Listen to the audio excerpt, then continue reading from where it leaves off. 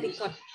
Jadi Farah ini mengajukan riset PKM itu tentang alga.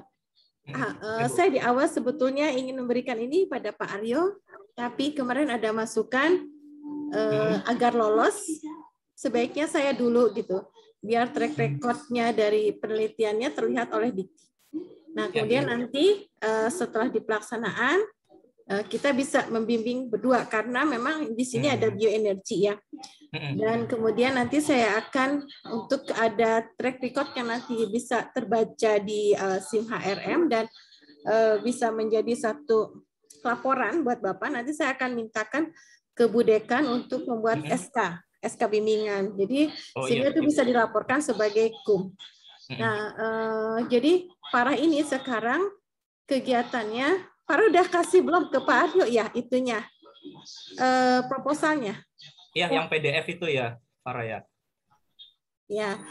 Nah, ini yang saya pantau itu yang sudah dikerjakan adalah kultur alga, baru kultur alga, kemudian ya gambarannya adalah dia itu ingin melihat bahwa si alganya apa ya Farah? Dari chlorella ya, chlorella vulgaris.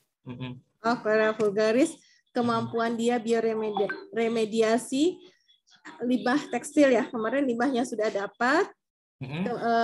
Limbah diperiksa dulu sebelum perlakuan, sudah dikirim ke mana ya PT apa yang bisa melihat kualitas air, kemudian ini sedang dikultur di limbah tekstilnya, kemudian nanti akan dilihat berapa hari Farah setelah dikultur si alganya, dilihat lagi kualitas airnya apakah lebih baik setelah ada kultur alga, jadi kemampuan bioremediasi. Nah kemudian Farah juga melihat kemampuan si alga ini dalam membuat biodiesel. Kurang lebih ya mungkin itu Pak gambarannya. Ada yang ditambahkan nggak Farah? Iya cukup, kurang lebih seperti itu Pak. Oh gitu ya. Jadi mohon maaf Ibu Tita, saya pengen tanya Bu. Jadi formatnya antara kita berdua bagaimana ini Bu ya? Mungkin biar nggak overlap, nggak tumpang tindih ya. Misalnya takutnya nanti saya bimbing ini, nanti Ibu lagi gitu. Jadi gimana? Kalau saya nanti bantu di penulisan, Bapak bisa bimbing di bioremediasi dan biodieselnya. Oh gitu Bu. Ya, saya nanti akan bantu di pembimbingan, di penulisan, kemudian di pelaporan, sehingga nanti laporannya bisa bagus dan bisa lolos ke PIMNAS, Pak. Oh gitu. Siap, Bu. Ya. Silakan Pak Aryo. Ya, ini oke, Bu Tita, terima kasih atas waktu dan tempatnya. Mungkin biar mempersingkat waktu, saya serahkan ke Farah. Farah, rencananya ini bagaimana? Mungkin Farah mau presentasi atau kita langsung bimbingan aja nih, langsung suasananya cair, jadi tetap santai tapi tetap terkendali gitu. Ya terserah, saya serahkan ke Farah. Farah, apakah mau presentasi misalnya? Siapa tahu Farah punya PowerPoint gitu meringkas. Sebenarnya saya sih udah baca sih sekilas ya. Ada beberapa poin yang mungkin saya bisa kita bahas lebih detail ke depan soal teknisnya. Nah, tapi mungkin saya serahkan dulu ke Farah. Farah, apakah mau presentasi dulu misalnya gitu atau bagaimana? Silakan. Kayaknya maaf Pak, sebelumnya headsetnya nggak bisa Pak, tapi terdengar nggak Pak suara saya? Agak samar-samar Farah. Mungkin Farah bisa suaranya lebih dikeraskan atau didekatkan ke speakernya. Oh iya Pak, kalau seperti ini jelas tidak Pak? Iya, jelas. Berarti Farah bicaranya di situ.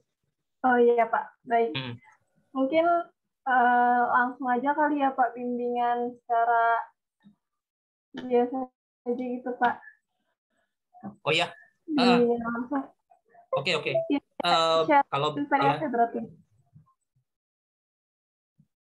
Ya, suara saya jelas, Farah, ke kamu? Oh, jelas, Pak. Ya.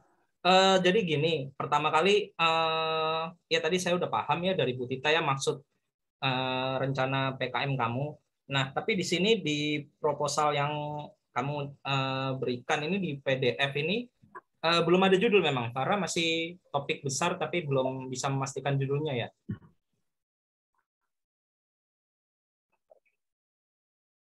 Halo Farah? Halo? Iya Pak, tadi putus-putus suara Bapak. Ya, ya Farah, apakah kamu belum menemukan judul? Soalnya di sini belum ada judulnya. Iya Pak, itu udah ada judulnya, ada di bawah, memang tidak dilampirkan di depan karena sesuai sama peraturan kemarin. Untuk judulnya saya ketik sini ya Pak. Oh iya, coba diketik. Di kolom. Ya, karena di peraturan kemarin tidak mencantumkan judul. Ya, di chat ya, Farah ya. Coba di chat. Ya Pak. Biar saya. Baik.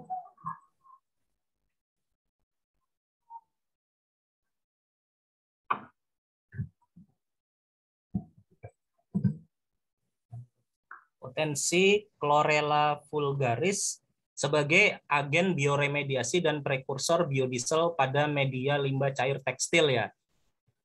Ya betul Pak. Ya, sebenarnya kalau boleh tahu, ini saya juga sekalian pengen klarifikasi aja di awal. Ini memang benar-benar tujuan utamanya Farah nih, apakah memang untuk bioremediasi atau untuk biodiesel atau untuk keduanya, maksudnya 50-50. Oh ya udah, saya memanfaatkan Chlorella vulgaris menggunakan medium limbah cair tekstil, 50%-nya hasilnya untuk sebagai bioremediasi dan 50%-nya lagi untuk memproduksi biodiesel.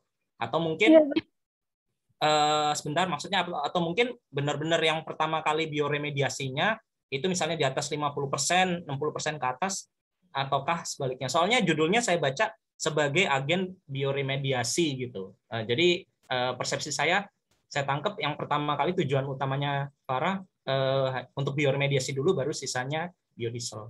Gimana? Iya betul Pak, seperti itu. Pertama-tama memang untuk agen bioremediasi. Nah, karena bioremediasi ini saya baca dari salah satu jurnal bahwa alga ini setelah jadi bioremediasi ini dia mendapatkan nutrisi. Jadinya si alga ini menjadi lebih banyak, dan saya memanfaatkan dari banyaknya alga tersebut dijadikan suatu prekursor dalam pembuatan biodiesel seperti itu Pak. Gitu.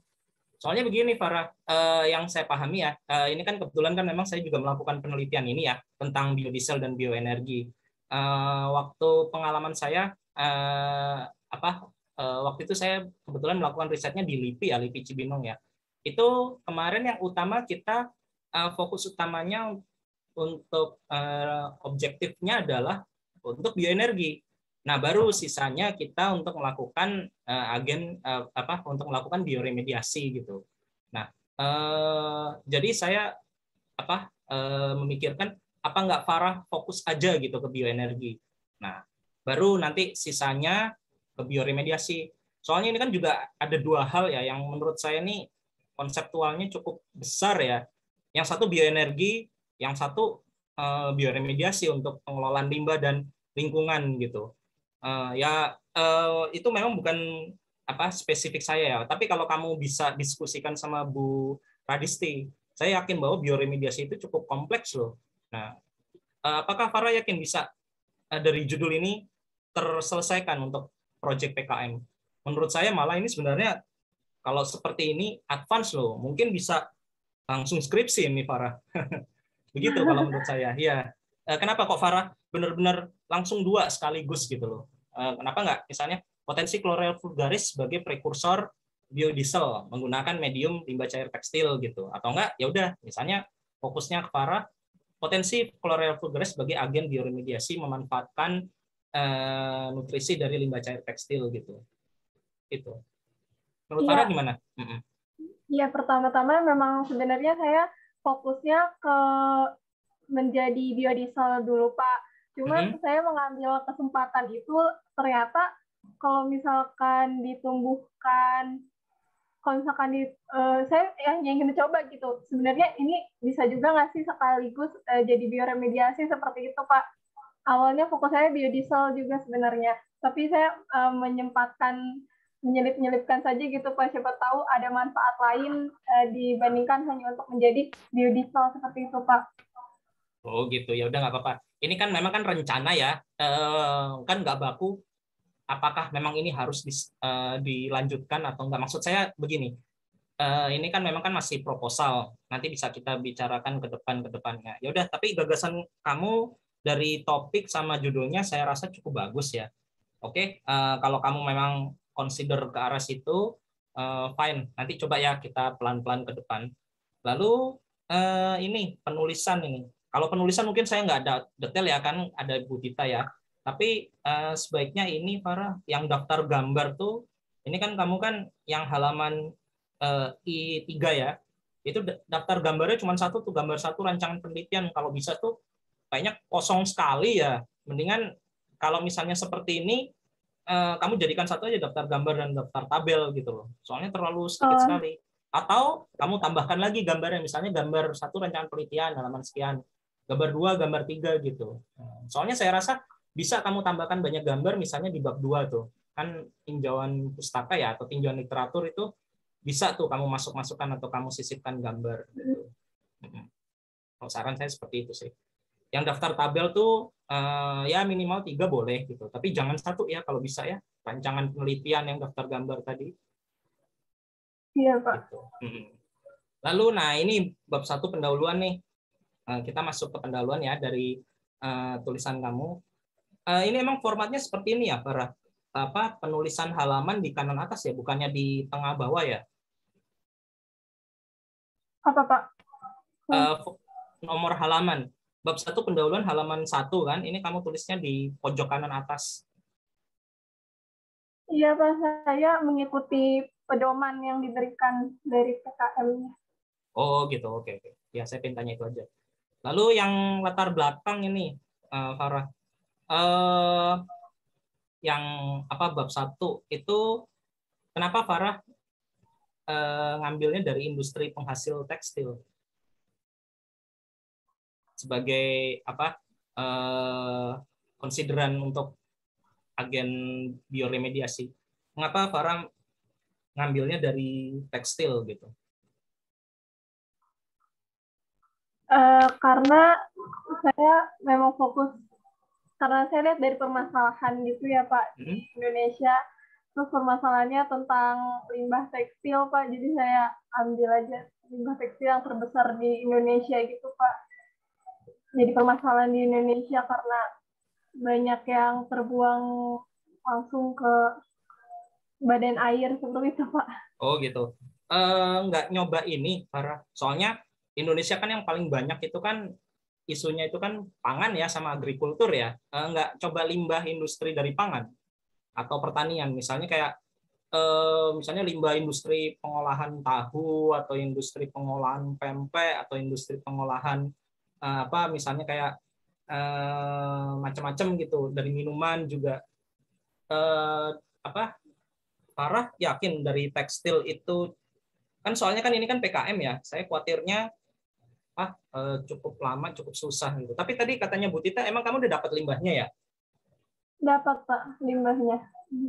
Oh gitu, ya udah kalau dapat sih nggak apa-apa. Tapi kenapa nggak dipilih yang misalnya yang saya ketahui sih di Indonesia itu yang justru paling banyak itu untuk berkontribusi untuk ke arah lingkungan biasanya dari pertanian, misalnya kayak limbah hasil insektisida, atau enggak dari pangan itu tadi, misalnya industri pengelolaan tahu, tempe, atau enggak misalnya kayak ayam gitu, ayam bakar atau ayam dan macam-macam lah, pokoknya pangan dan pertanian gitu.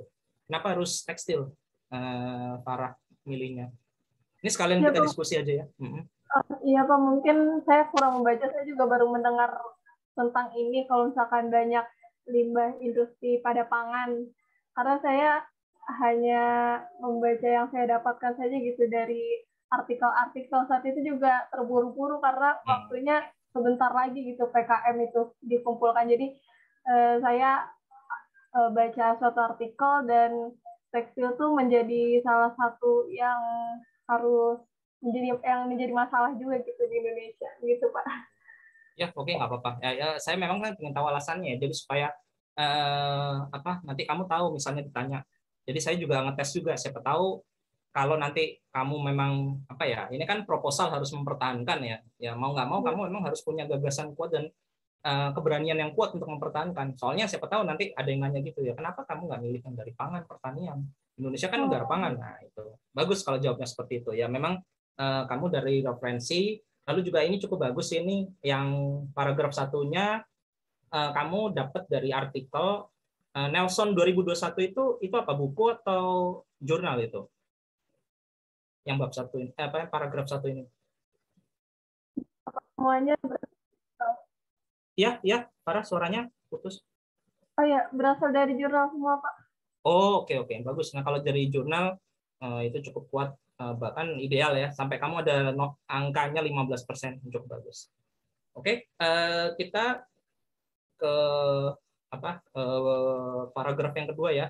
Ini di sini ada istilah BOD, COD.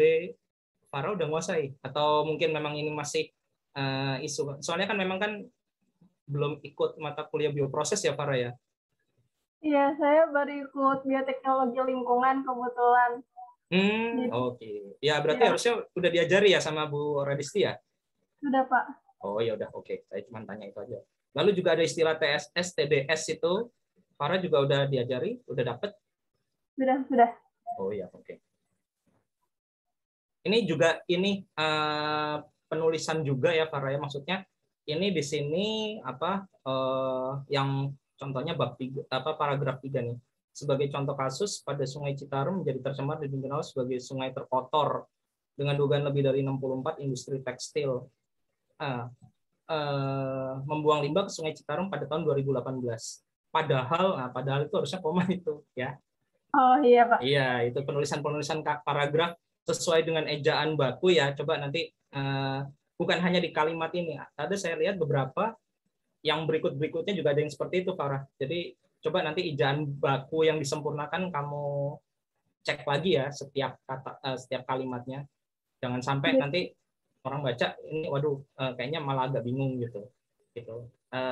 Saya concern di situ, latar belakang kamu cukup bagus. Ini ada contoh kasus. Lalu hanya masalah itu tadi, ejaan, penggunaan tanda baca, nah seperti itu ya. Nah ini sebaiknya malah kalau pada contoh kasus seperti ini, itu yang paling penting para kamu masukkan dalam kurung. Nah itu siapa yang kamu baca? Justru ini yang paling penting. Misalnya kamu ambil dari jurnal mana, itu yang harusnya dimasukkan sebagai referensi juga. Jadi bukan hanya yang tadi angka yang paragraf 1 ya, ini pakai referensi juga tambahkan. Jadi supaya data kamu menunjang data valid kamu. Apalagi kan ini kan inti cerita kamu di sini itu kan industri tekstil. Ini di sini harus kuat banget ya. Ada contoh kasusnya. Gitu. Nah ini juga nih kamu berikutnya kombinasikan juga dengan energi ya. Kan kamu kan karena memang kan juga pengen ke energi. Ya, bagus. Saya juga setuju. Nah ini di sini lalu 1, 2, 3, 4 yang paragraf 5 deh, coba. Sebelumnya limbah cair tekstil diproses dengan mengandalkan TiO2, ditingkatkan dengan memodifikasi katalis menggunakan urea. Kalau saran saya sebaiknya kalau teknologi seperti itu agak menurut saya pribadi ya agak kontroversi kalau misalnya kamu masukkan. Soalnya ini di sini teknis banget nih. Kalau misalnya apalagi kalau kamu ketemu sama orang kimia anorganik ya, ini di sini TiO2 bagus loh, nanti kamu akan dicecer. Kan kita kan biotek ya, memanfaatkan sains hayati ya. Kita lain lapak, lain bidang sama orang-orang yang fisik, sama orang-orang nano atau orang-orang seperti kimia organik, kimia anorganik ya. Nah, khususnya yang mereka sains fisik, misalnya memanfaatkan material yang berpori seperti zeolit dan lain sebagainya. Jadi sebaiknya kamu fokus aja ceritanya ke arah kan kamu memanfaatkan mikrob ya, udah mikrob aja. Jadi kalaupun misalnya dimasukkan, masukkan aja misalnya gini, sebelumnya limbah cair tekstil diproses dengan memanfaatkan misalnya kamu ambil dari entahlah misalnya dari bakteri gitu. Nah itu boleh, nggak apa-apa. Tapi kalau misalnya dimasukkan TiO2, waduh ini takut saya kalau misalnya kamu nanti ketemu orang yang menggunakan itu, itu yang terbaik loh. Yang gimana? Kamu lebih susah lagi gitu. Itu saran saya. Jadi jangan masukkan kan kamu kan orang biotek memanfaatkan teknik dan metode biologi ya. Jadi udah fokus aja ke biologi. Itu juga tuh kayaknya saya baca ke bawah-bawah itu ada, nanti kamu juga bahas tentang katalis dari ini apa non hayati ya. Itu sebaiknya kalau bisa jangan dimasukkan itu saran saya gitu. Itu ya. Nah, mendingan kalau bisa udah langsung ini aja yang kalimat apa paragraf yang terakhirnya cukup bagus. Tapi yang paragraf sebelumnya itu kamu fokuskan sebelum memanfaatkan apa yang akan kamu sajikan ini, memanfaatkan dengan menggunakan mikroalga Chlorella vulgaris. Coba cari lagi deh metode apa bioremediasi atau memanfaatkan biodiesel yang lebih agak sedikit lebih konvensional dengan dibandingin Chlorella vulgaris gitu. Kan menurut kamu Chlorella vulgaris apa terbarukan kan, belum ada yang melakukan penelitian dengan Chlorella vulgaris kan gitu kan Farah? Iya betul Pak. Ya, nah sebelum Chlorella vulgaris itu apa? Itu kamu masukkan aja untuk gantiin ke paragraf yang ke 1, 2, 3, 4, 5 ya gitu. Sebelumnya limbah cair tekstil diproses dengan memanfaatkan mikroba apa gitu. Nah, baru kamu terdapat teknik terbarukan. Nah, itu bioremediasi menggunakan Chlorella. Kayaknya itu lebih nyambung gitu. Latar belakang sih itu sih kalau menurut saya sih poinnya itu tadi ya, penulisan, ejaan, titik, koma dan lain sebagainya. Sama tadi kalau misalnya ada sebagai contoh kasus yang memang menguatkan ide kamu untuk melakukan penelitian atau PKM ini, itu ditambahkan justru si referensinya. Sama tadi ya, jangan sebaiknya yang TiO2 itu tadi jangan dimasukkan gitu. Saya khawatir nanti sebenarnya kamu nih orang biotek atau enggak gitu, takutnya juga dibuktikan.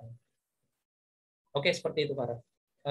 Mungkin untuk yang latar belakang dulu, ada yang ingin Farah tanyakan lagi mungkin?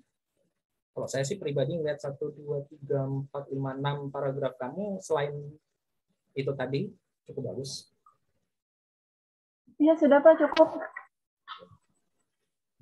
Udah jelas ya yang latar belakang ya?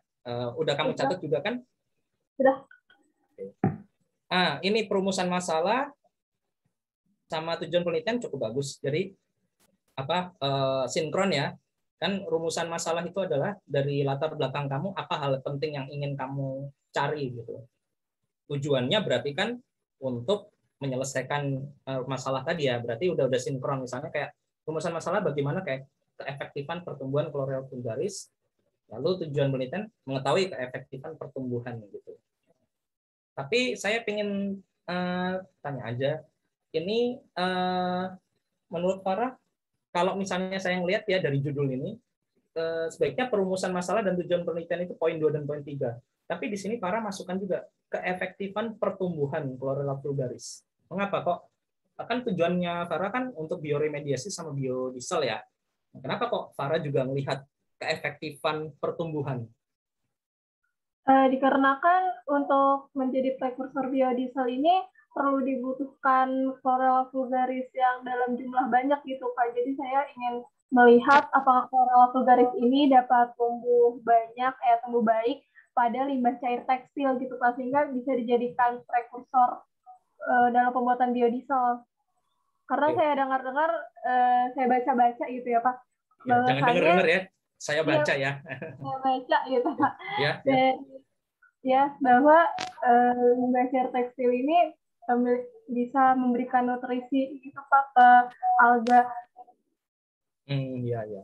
Ya memang benar. Nanti Farah kalau ikut bioproses, teknologi bioproses kan semester besok ya, kalau nggak salah ya. Nah itu nanti akan ada materi juga tentang growth curve atau kurva tumbuh. Nah itu untuk cara menentukan pertumbuhan dari sel biomasa kan seperti yang tadi Farah bilang ya.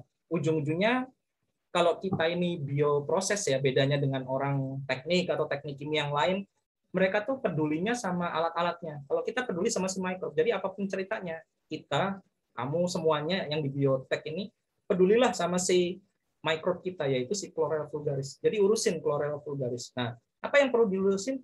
Yaitu pertumbuhan atau sel. Nah, itu berarti ini jawabannya Farah udah mendukung. Tapi kalau misalnya yang lebih tepat adalah Farah harus mengetahui keefektifan pola pertumbuhan atau pertumbuhan sel biomasa dari Chlorella vulgaris. Ini kalau misalnya memang mau dijelaskan menggunakan kurva tumbuh ya, growth curve, itu nanti ada di teknologi bioproses. Tapi so far so good kok. Ada pertanyaan lagi dari perumusan masalah dan tujuan penelitian? Sudah Pak, sudah cukup. Oke. Nih berarti berikutnya ke, oh iya ini Farah, kalau bisa dipakein spasi ya, satu-satu latar belakang ke 1-2 ada spasi minimal sekali tab gitu. Soalnya ini kayaknya kayak langsung nggak ada spasinya, nggak ada celahnya ya.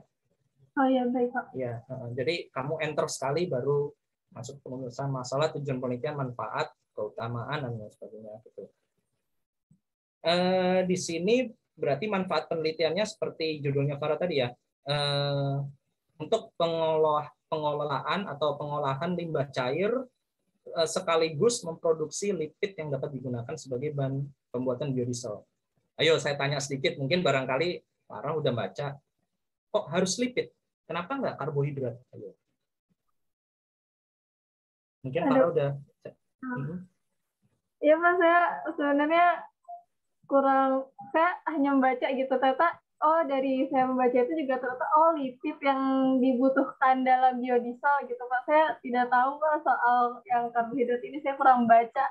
Oh iya, jadi gini penjelasannya Farah, biodiesel itu sebenarnya reaksi antara ester. Udah belajar kimia organik dari bola kan? Iya Pak, sudah. Iya, kan kimia organik kan ada kategori macam-macam ya, ada asam karboksilat, alkohol, eter, ester, aldehid sama keton. Udah dapat semua itu dari bola? Sudah Nah, Pak. Ini kita kalau membentuk biodiesel itu latar belakang bahan awalnya atau bahan bakunya kita menggunakan ester yang berasal dari minyak. Nah, minyak itu bisa kamu ambil misalnya dari minyak, kan pasti kamu udah tahu ya, misalnya minyak biji jarak, minyak biji-biji apa, pokoknya aneka jenis minyak. Itu bahan bakunya kita. Nah, di sini kenapa kita ngambilnya minyak? Karena reaksinya itu nanti, nah di sini Farah juga udah masukkan ya, reaksinya namanya apa? Reaksi pembentukan biodiesel.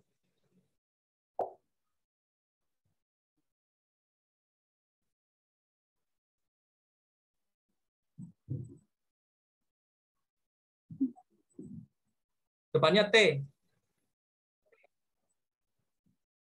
Ada di bab 2 itu. Trans.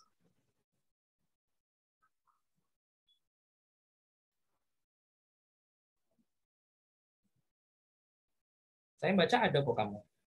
Bentar ya. Saya carikan.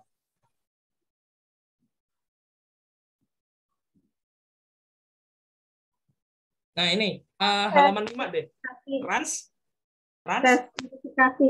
Iya, transesterifikasi. Nah, reaksi transesterifikasi itu bisa terbentuk kalau misalnya kita menggunakan lipid atau lemak. Nah, Farah udah ikut biokimia kan waktu itu kan? Sudah Pak. Nah, di biokimia kan kita selain deal sama lipid, kita juga memanfaatkan komponen biokimia yang lain ya. Misalnya ada apa? Yang penting selain lemak apa aja sih di komponen biokimia? Waktu itu yang kita masuk di biokimia atau semester 3. Yang pertama saya ajarkan itu apa? Kita masuknya.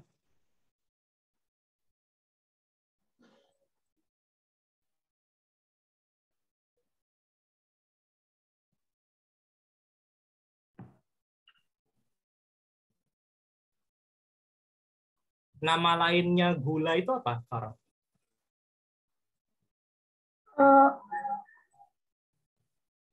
Gula termasuk dalam kelompok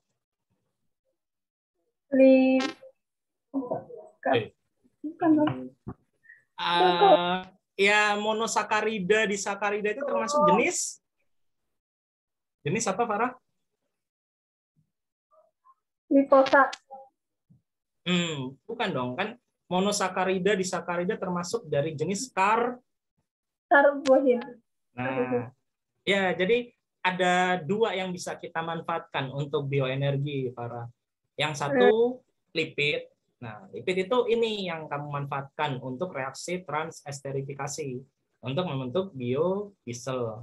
Nah, satu lagi karbohidrat. Nah, makanya kalau karbohidrat itu kita bisa menggunakan untuk produksi energi lain yang namanya bioetanol. Nah, itu nggak jadi concernnya ke Farah kan. Tapi Farah tahu bioetanol ya, pernah baca juga ya, selain biodiesel ya. Iya, Pak. Iya, itu. Jadi itu sebabnya. Makanya kalau Farah itu kenapa kok milihnya lipid udah benar. Karena memang Farah fokus untuk reaksi transesterifikasi dan reaksi yang khusus untuk menghasilkan biodiesel, gitu ya. Tapi bisa Farah, bisa. Chlorella vulgaris itu soalnya riset saya kemarin, Chlorella vulgaris yang saya ambil adalah komponen karbohidratnya. Karena saya kan memang bukan biodiesel ya, karena saya kemarin untuk biohidrogen itu yang concern saya ambil komponen C-nya gitu. Nah, kalau kamu komponen minyaknya atau lipid, nah itu pasti kamu akan menghasilkan biodiesel seperti itu. Jelas, Farah? Jelas, Pak. Oke, ya. Oke, diharapkan hasil penelitian ini dapat bermanfaat. Oke, ya. Manfaatnya selain untuk mengatasi limbah cair, untuk menghasilkan biodiesel. Oke, bagus. Ini ya, apa ada 15 dan 1617 memang untuk proposal PKM harus dimasukkan ya, Farah ya. Keutamaan penelitian, temuan yang ditargetkan, kontribusi serta luaran yang diharapkan harus ada ya memang ya. Iya, betul Pak, harus ada. Oh ya udah, oke. Kalau ini mungkin kamu bisa diskusikan ke Ibu Tita ya, soalnya kan memang kan ini kan tentang apa tujuannya serta untuk PKM-nya ya, penulisannya ya. Saya mungkin nggak terlalu banyak, paling saya melihat yang konsep yang teknisnya itu tadi sampai manfaat penelitian. Mungkin kalau misalnya 15, 16, 17 bisa kamu diskusikan ya ke Bu Tita ya. Iya, Pak. Oke. Nah, ini bab 2 tinjauan pustaka kalau bisa kan udah beda bab nih, Farah. Pindah halaman. Iya, Pak. Ya. Nah, ini poin 21-nya tentang limbah cair. Limbah cairnya ini kalau boleh tahu dapatnya dari perusahaan apa ya? Ini apakah ya? Iya Pak, saya kurang tahu untuk perusahaannya apa, tapi hanya daerahnya aja karena tidak dapat izin di situ Pak sebenarnya. Oh gitu, ya ya ya. Di mana kamu ngambilnya apa? Dapatnya daerah mana? Daerah mana ya Pak waktu itu? Di Jakarta apa di daerah? Di Tangerang Pak. Oh Tangerang, oke oke. Iya memang di Tangerang banyak itu industri. Saya waktu kemarin sedikit sharing, dapatnya limbah saya waktu riset saya dulu kan memanfaatkan limbah. Saya memanfaatkan limbah ini dari hasil kecap, industri kecap. Di dekat itu sama Esa Unggul di PT Heinz. Kamu tahu nggak yang ke sana yang mau ke arah saya lupa sih. Tomang. Tomang kan kalau misalnya kita lurus itu naik busway itu kan mau ke arah kalau belok itu kan mau yang ke arah ini ya, Kedoya. Nah, kita yang lurus terus. Oh iya. Iya, ada kan pabrik-pabrik banyak tuh ya yang mau itu di sana tuh ada pabrik PT Heinz, itu saya ngambilnya dari situ limbahnya. Limbah kecap itu waktu itu. Nah, itu. Makanya tadi saya di awal tanya, kenapa Farah dari tekstil? Nah, oh ya udah. Kalau misalnya memang ngambilnya di Tangerang, ya saya percaya memang pasti ada itu industri tekstil. Nah ini berarti memang Farah nggak ngambil sendiri ya, jadi minta izin lalu si perusahaannya bersedia memberikan gitu ya. Iya betul Pak, ada orang yang langsung datang ke tempatnya Pak kebetulan. Okay. Nah itu rencananya kan tadi kan katanya Bu Tita, Farah kan udah ini kan sempat mentreatment gitu. Nah treatmentnya itu di lab kita atau di lab lain, Farah? Soalnya gini. Di lab lain, Pak. Di lab lain ya? Iya, betul. Soalnya kan rumit ya, Farah ya. Namanya limbah, apalagi limbahnya ini industri, itu kan pasti kan udah kompleks tuh isinya tuh. Saya aja waktu itu kemarin memang sampai di ini kok, lab kesehatan daerah Cibinong. Kan saya kan memang kan nggak sempat juga, serta limbahnya limbah bener-bener dari industri kecap tuh, yang masih kental banget. Nah itu nggak mungkin langsung bisa kita apa karakterisasi ya, kita profil isinya apa aja di dalamnya gitu. Nah ya udah, berarti kalau para memang udah melakukan itu, saya baca apa saya yang bisa simpulkan sih udah benar langkah kerjanya Farah gitu.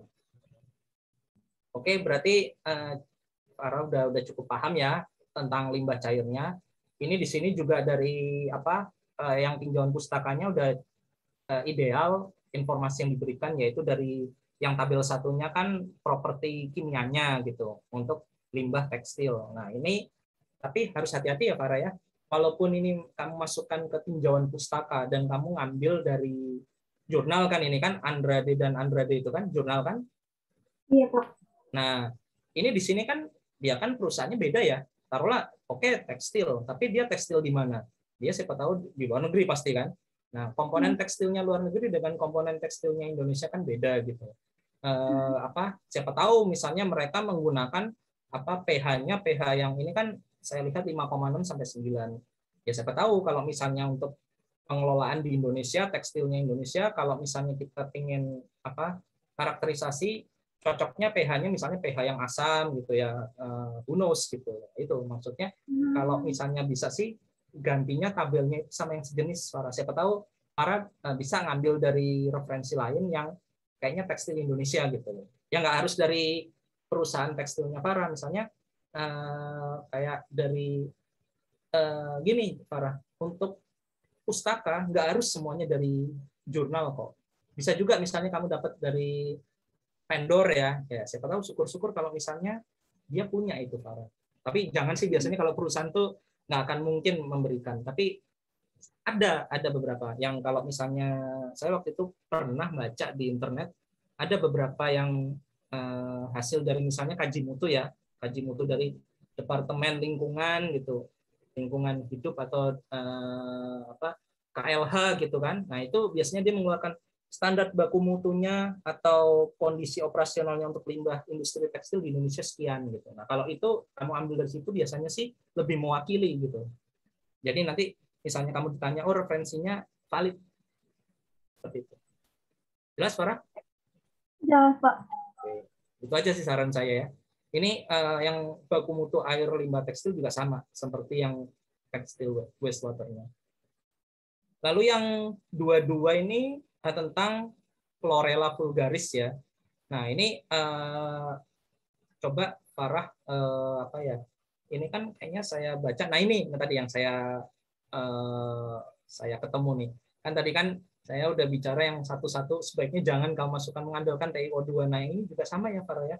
Untuk yang 2.2 Chlorella vulgaris ini bahkan kamu masukkan di awal paragraf lagi. Jika dibandingkan dengan metode fisika kimia ozonisasi, waduh, saya orang kimia soalnya, nanti saya ngerasa loh kok kayak gitu. Jadi kayaknya metode kami nggak bagus gitu, bagusan metode biologi kan jangan. Jadi sebaiknya langsung aja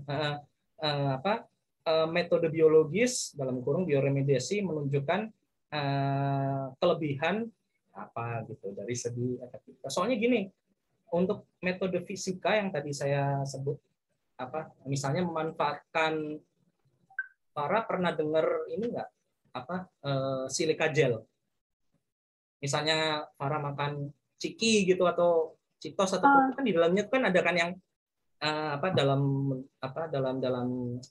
plastik. Nah di plastiknya itu kalau buka itu namanya silika gel, itu bentuknya kayak material berpori. Itu tujuannya bisa untuk menyerap loh, menyerap air, menyerap limbah bisa, dan itu efektif kan tujuannya kan. Soalnya Farah sebutnya di sini efektivitas biaya, itu efektif, itu biayanya cukup rendah. Makanya jangan ini saya wanti-wanti ya, yang namanya karya ilmiah apapun itu jangan pernah bikin statement yang nanti kamu sendiri susah untuk mempertanggungjawabkan statement kamu. Jadi kalau misalnya kamu memang belum bisa mempertanggungjawabkan, misalnya makanya saya tanya tadi, beneran kah Farah emang bener pasti dengan metode biologis akan lebih untung. Nah kalau Farah memang kurang kuat atau merasa kurang yakin menjawabnya, sebaiknya jangan dituliskan yang jika dibandingkan dengan metode fisika kimia. Kalau misalnya para hapus yang kalimat pertama itu akan lebih aman. Jadi orang kan, oh ya udah dia fokus nih ke metode biologis, ya udah nggak usah ditanyain gitu. Mana takutnya kalau ketemu sama orang kimia, orang ilmu fisik yang tadi misalnya memanfaatkan material poros ya kayak zeolit, para akan wah ini kurang menguasai. Nah itu saran saya. Para nanti cek lagi.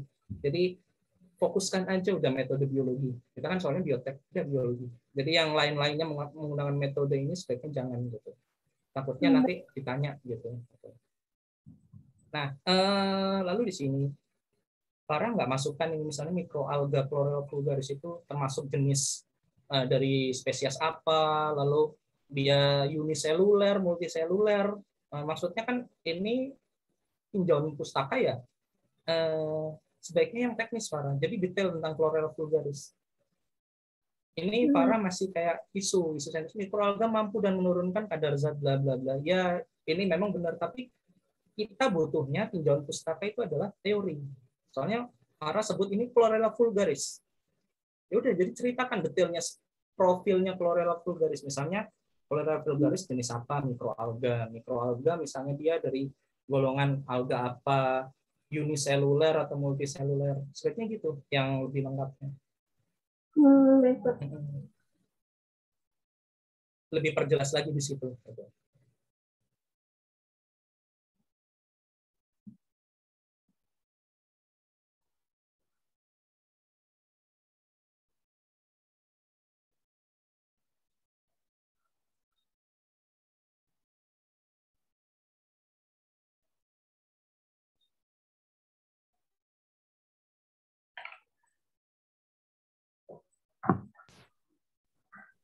Jelas, Farah?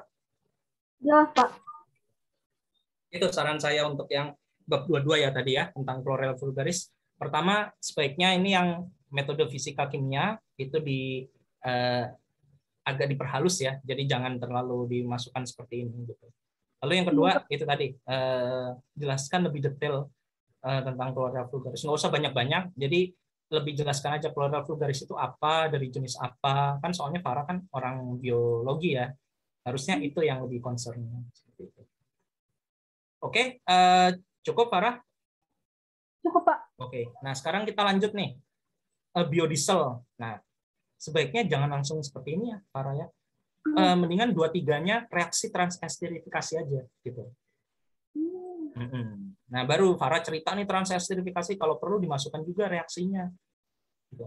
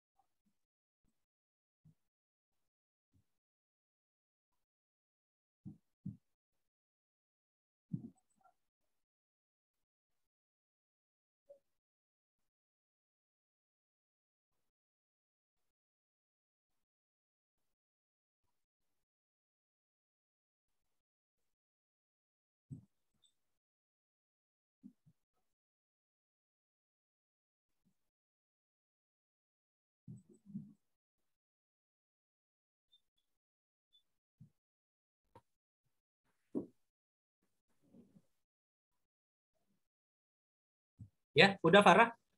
Iya, sudah, Pak. Ya. Ini hati-hati ya Farah ya. Coba deh. Ini saya mumpung belum lupa nih. Coba kalimat terakhir yang benar-benar terakhir dari 23. hati-hati. Farah yakin memang katalis untuk reaksi transesterifikasi KOH. Saya membaca dari jurnal, Pak. Soalnya ini apa? Reaksi transesterifikasi itu reaksinya mirip dengan reaksi saponifikasi, reaksi untuk membuat sabun. Nah, sabun itu bedanya dengan biodiesel. Sabun itu masih ingat kan kita yang biokimia sabun itu ada kepala sama ekor. Para masih ingat? Nah, kepalanya dia mengandung apa? Unsur dari logam kan. Nah, itu biasanya logam itu yang akan jadi kepala itu kalau nggak K, Na dia. Makanya apakah memang benar untuk KOH? Soalnya nanti K itu akan terlepas kan gugusnya.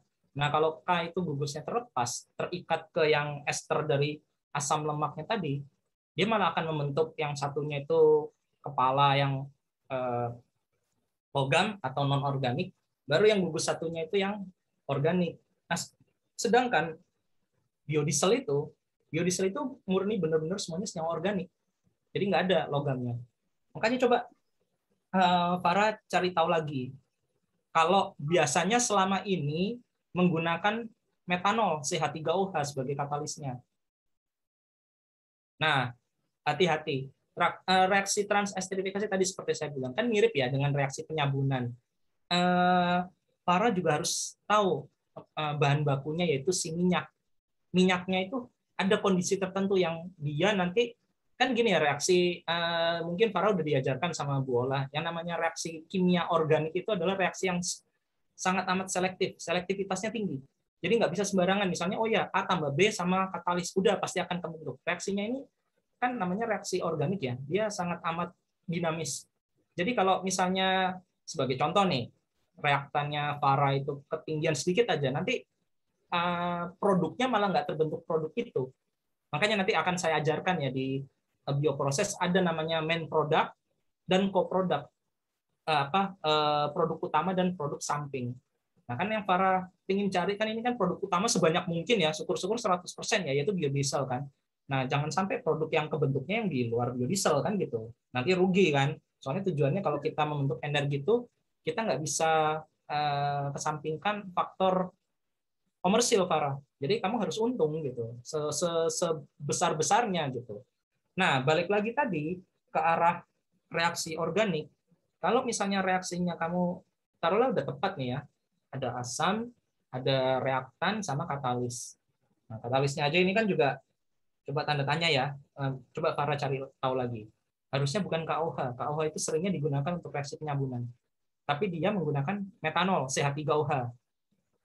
Nah, itu reaksinya si transesterifikasi. Nah, lalu satu lagi kondisinya si minyaknya.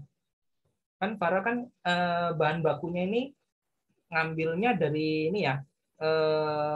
Farah ngambilnya dari minyak apa ini? Minyak nabatinya. Dijelaskan nggak misalnya dari minyak biji jarak atau minyak goreng atau minyak apa rencananya Farah ngambil produknya? Atau langsung dari si klorelanya? Dari klorelanya, Pak. Dari klorelanya ya. Oh ya udah nggak apa-apa. Soalnya gini, kadang kalau misalnya kita klorela ya berarti isolatnya harus cukup banyak ya. Nah itu. Tapi Farah harus tahu kualitas minyak yang dimiliki klorela. Soalnya gini, kalau minyak, nah ini reaksi transesterifikasi. Saya kasih tahu di awal, kalau misalnya kondisi minyaknya kurang bagus, misalnya asam lemak bebasnya tinggi, itu nanti dia selektivitasnya bergeser. Dia bukan membentuk biodiesel, malah dia akan membentuk sabun gitu. Nah makanya itu tadi ya kondisi kamu harus hati-hati sama kondisi si minyaknya, lipidnya. Ya kamu fokus yang ambil dari klorela, oke, it's fine. Satu lagi pemilihan katalis. Seperti itu. Coba ya nanti Farah explore lagi ya referensinya. Ya, ini paling lambat kapan sih harus dikumpulkan? Apakah setelah semester kamu semester berapa sih? Masuk semester 5 ya? Iya Pak, semester 5. Ya. Oh iya, jadi sebenarnya sampai selesai bioproses sebenarnya Farah masih ada waktu 1 semester kan untuk bikin PKM-nya ini? Oh, untuk bioproses terakhir itu September, Pak. Oh, September ya. Oh, berarti cukup terlambat memang. Udah nggak apa-apa. Makanya coba Farah nanti explore lagi tentang reaksi transesterifikasi. Makanya saran saya 2-3 fokuskan reaksi transesterifikasi ya untuk apa tinjauan pustakanya. Baik, Pak. Ada pertanyaan Farah tentang itu tadi? Itu yang penting tuh, saya udah sempat highlight itu KOH sebagai katalis itu. Ada lagi? Jadi metanol ya Pak katalisnya. Ya, coba cari tahu. Karena KOH itu kenapa Pak tadi Pak? Mohon maaf. KOH itu katalis yang umum digunakan untuk reaksi pembentukan sabun atau saponifikasi. Reaksi pembentukan. Ya. Karena Kan, ya, coba reaksi saponifikasi Farah kan udah dapat ya waktu biokimia ya. Coba dieksplor lagi, dibuka-buka lagi yang biokimia yang di lipid. Ada waktu itu. Reaksi penyabunan ya. Itu katalisnya ada di situ, seingat saya. Iya betul Pak. Hati-hati ya, soalnya ini sangat amat krusial sekali, apalagi katalis ini. Iya betul.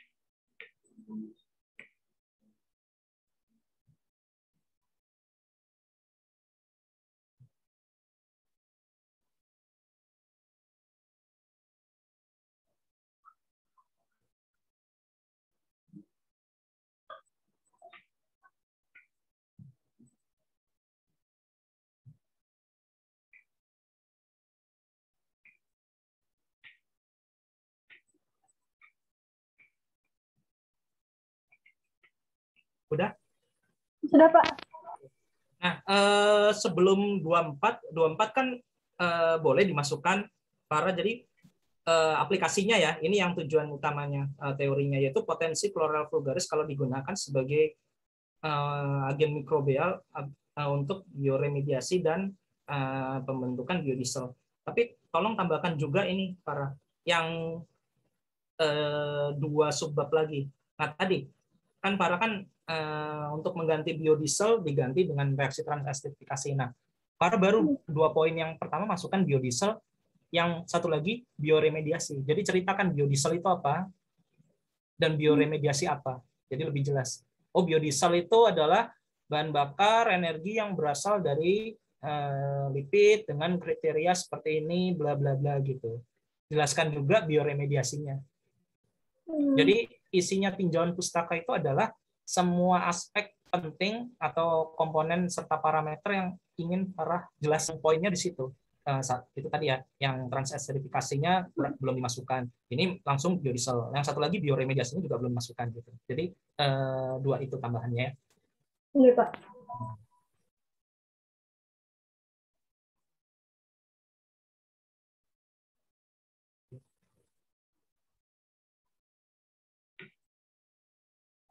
Sudah cukup jelas para yang bab 2? Jelas Pak. Nah, sekarang bab 3 nih ya. Nah, ini yang penting ini metode nih. Sebelumnya ini metode penelitian sama kayak bab 2 tadi ya, halaman baru ya, para ya. Iya Pak. Oke. Nah, ini kan udah dibilang nih sama para jenis penelitian 31 merupakan penelitian eksperimen. Oh, berarti kan masih uji laboratorium ya, skalanya skala lab kan, yang kecil ya, para ya. Berarti nggak sampai yang penelitian lanjutan kan, ini kan karena masih penelitian awal kan ya. Iya Pak. Ya. Ini kalau tahapan penelitian, kalau menurut saya 32 jangan langsung buat dalam kalimat tujuan jangka panjang penelitian ini menghasilkan sebuah metode. Kayaknya kan kamu kan udah bilang nih yang jenis penelitian eksperimen. Tapi masa ujuk-ujuk kamu masukkan ke tahapan penelitian tujuan jangka panjang? Waduh, kalau tujuan jangka panjang tuh sebaiknya malah menurut saya masukkan kalau kamu nanti udah hasilnya ada gitu. Biasanya ke kesimpulan atau saran gitu. Jadi jangan dibuat statement yang agak kurang tepat aja. Langsung aja tahapan penelitian yang akan dilakukan dalam PKM ini terdiri atau gini, PKM ini terdiri dari beberapa tahap, yaitu bla bla bla, tahap pertama, tahap kedua. Ini yang kamu jelaskan. Jadi yang saran saya yang subbab 32 kalimat awal itu kayaknya bisa kamu ganti, atau enggak kalau mau aman, misalnya kamu kurang paham untuk mempertanggungjawabkannya, hapus saja. Saran saya gitu. Soalnya kamu bilang di sini tujuan jangka panjang. Kalau mau dimasukkan di terakhir, kalau misalnya Farah udah dapat hasilnya, atau enggak biasanya di kesimpulan atau saran. Misalnya sarannya tujuan jangka panjang penelitian ini dapat menghasilkan metode bioremediasi yang lebih ramah lingkungan, serta dapat menghasilkan biodiesel yang hingga sampai skala komersil gitu. Nah itu oke di saran ya, misalnya nanti di deskripsi gitu. Kalau di metode penelitian terlalu dini kalau disebut tujuan jangka panjang. Jadi masukkan aja langsung tahapan penelitian ini adalah tetap itu.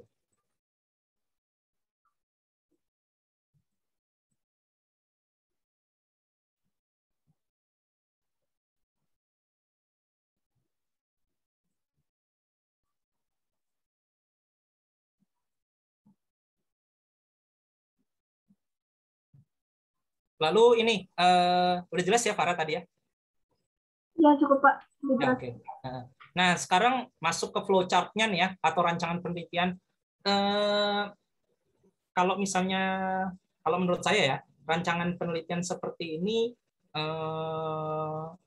flowchart-nya ini kurang halus, Farah.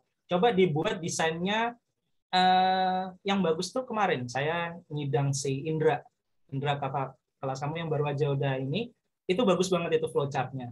Jadi lebih kompleks tapi jelas gitu. Nah kalau ini kan kayaknya cuman kotak-kotak atau blok diagram arah bawah gitu. Nah, itu masih agak bikin bingung itu Farah. Dan lagi saya ingin tanya nih, kamu pemilihan kata ya, tahap 1 kultivasi, tahap 4 pemanenan mikroalga.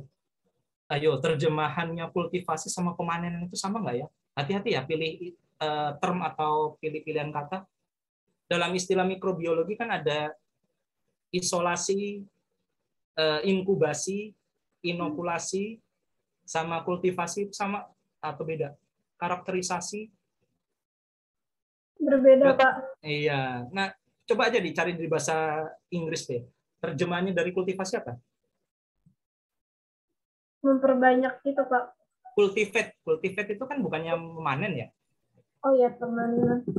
Nah, makanya saya ingin tanya, tahap 1 ini apakah kamu masih, kan soalnya kultivasi mikroalga murni ini maksud kamu mau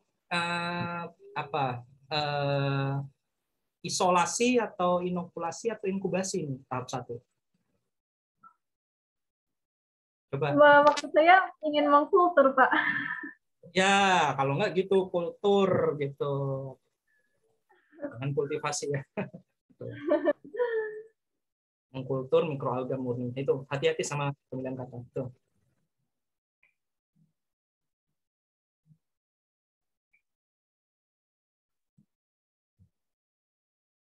Lalu targetnya dihasilkannya penambah sel mikroalga chloral vulgaris, maksudnya apa ya Farah?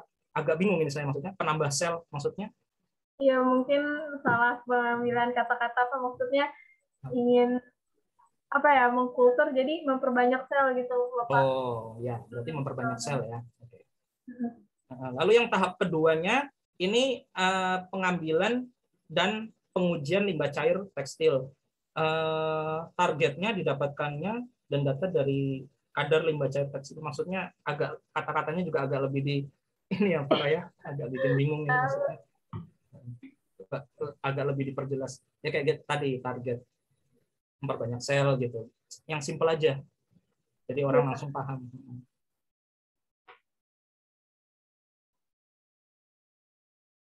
Nah, ini tahap 3 kan katanya tadi tahap 2 udah pengujian limbah cair.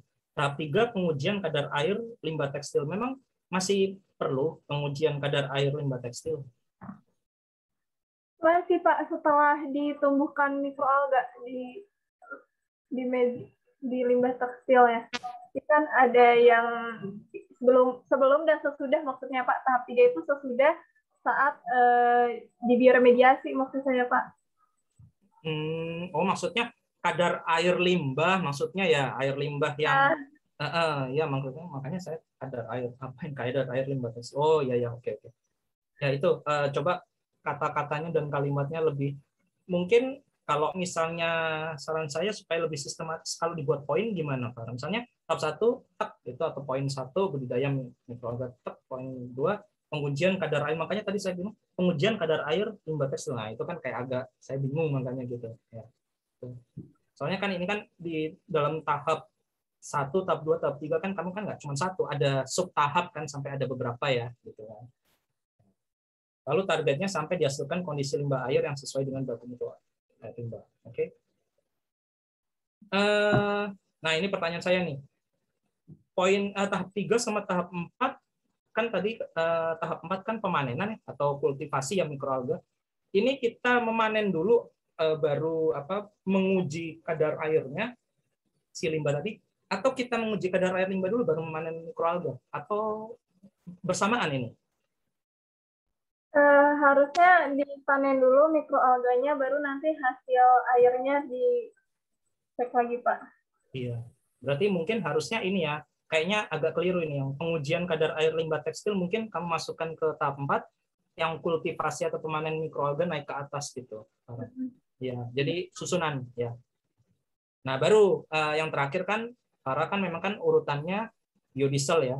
Berarti memang tujuannya Farah yang pertama kali memang yang Farah lakukan bioremediasi dulu, baru nanti yang terakhir biodieselnya gitu ya. Iya, betul. Ya, oke. Nggak apa-apa. Tapi itu aja arahan alurnya.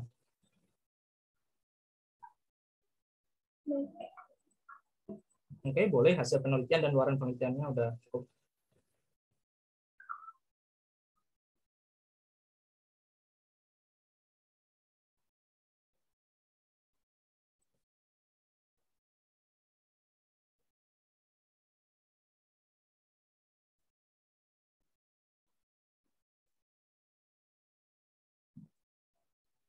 Ya, sampai di sini ada yang masih belum jelas, Farah? Mau ditanyakan lagi sebelum saya lanjutkan? Kita lanjutkan. Sudah Pak, sudah cukup. Oke. Kita masuk yang prosedur penelitiannya ya. Nah, prosedur penelitian ini kan berdasarkan dari flowchart tadi. Berarti yang 331-nya itu kan maksudnya tahap 1. Nah, ini berarti kata-katanya ganti lagi ya. Sesuaikan, tadi kan diganti jadi bukan kultivasi ya. Nah, itu masukkan. Atau mengkulturkan kan, atau kultur mikroalga. Nah, itu jelaskan.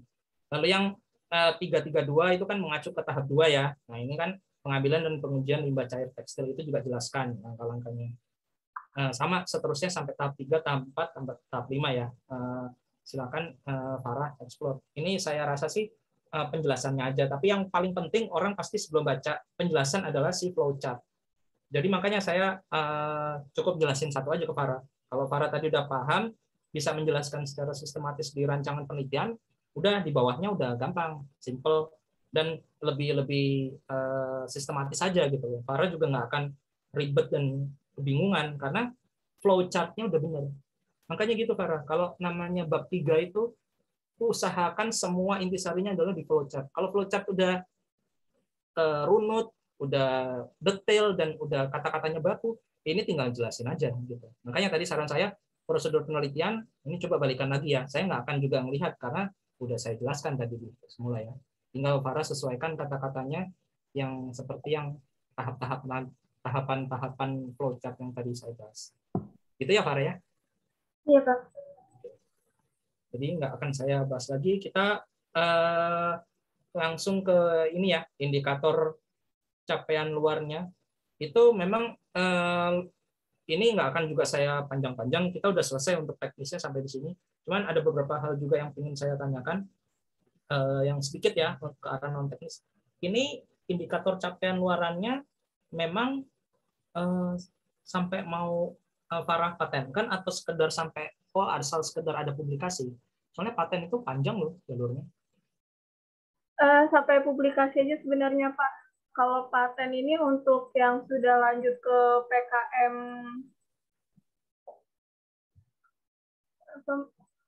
kalau sampai PIMNAS Pak, kalau misalkan untuk paten itu yang sudah lolos PIMNAS, sedangkan ini kan belum Pak, jadi tidak apa-apa kalau untuk tidak dipatenkan.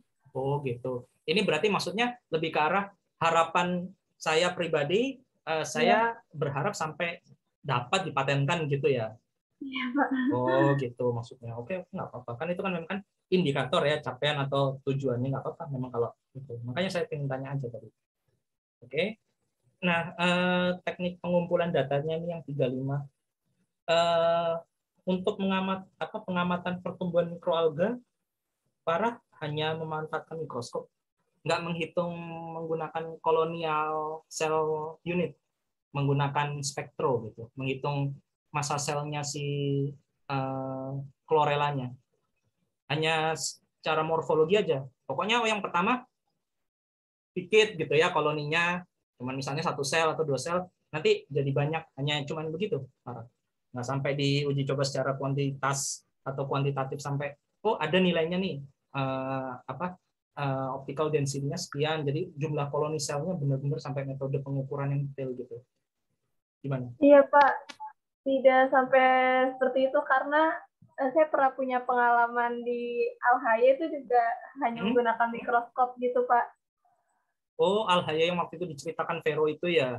Iya Pak, itu dilihatnya kita pakai mikroskop terus kita hitung Pak satu-satu pakai apa ya waktu itu, penghitung aplikasi gitu deh Pak. Oh, penghitung aplikasi ya. Soalnya iya, gini, Pak, belajar dari situ. Kan Farah udah ikut mata kuliah biosay sama Pak Sepri? Belum Pak. Oh belum ya, ya udah nggak apa-apa. Saya juga nanti di bioproses ada memang perhitungan massa sel. Soalnya kenapa saya tanyakan gini kan katanya Bu Tita kan sebenarnya kalau bisa ini bakal mau diperpanjang juga ya sampai misalnya nanti skripsinya Farah ya. Jadi nggak hanya berhenti di PKM aja kan, tapi Farah sampai melanjutkan ke seminar dan skripsi kan. Seperti itu. Pak. Ya, kalau misalnya nggak berubah berarti sampai skripsi sampai akhir Farah fokus ke sini kan berarti kan? Kurang tahu sih Pak. Oh gitu, ya udah nggak apa-apa kalau saya pengen tanya aja di awal. Jadi kalau memang tujuannya memang hanya untuk PKM, nggak apa-apa. Memang kan PKM kan pokoknya yang penting kan, ada. Jadi pengamatan mikroskop sekedar pengamatan kualitatif ya, bukan kuantitatif ya. Oke, nggak apa-apa. Pokoknya berarti Farah hanya melihat dari yang semulanya itu sedikit, akhirnya dilihat mikroskop jadi banyak kan. Oke, nggak apa-apa. Jadi nggak usah sampai ada angka baku berapa jumlah si selnya. Ini lalu yang poin kedua, pengumpulan data dari daya bioremediasi. Nah ini Farah juga harus hati-hati ya dengan typo-typo ya. Ini ada dilakukan gitu. Nah itu harus hati-hati karena kan apapun ceritanya kita ini penelitian gitu. Jadi gunakanlah seteliti mungkin, namanya teliti ya. Berarti kayak kata-kata bioremediasi, nah itu gitu. Jadi typo juga perhatikan. Lalu di sini ada analisa APHA, itu apa itu? Ingin tahu saya. Mana Pak? Yang dua, pengumpulan data dari daya bioremediasi mikroalga Chlorella vulgaris dilakukan dengan teknik pengukuran pH dan analisa APHA untuk mengukur toksisitas.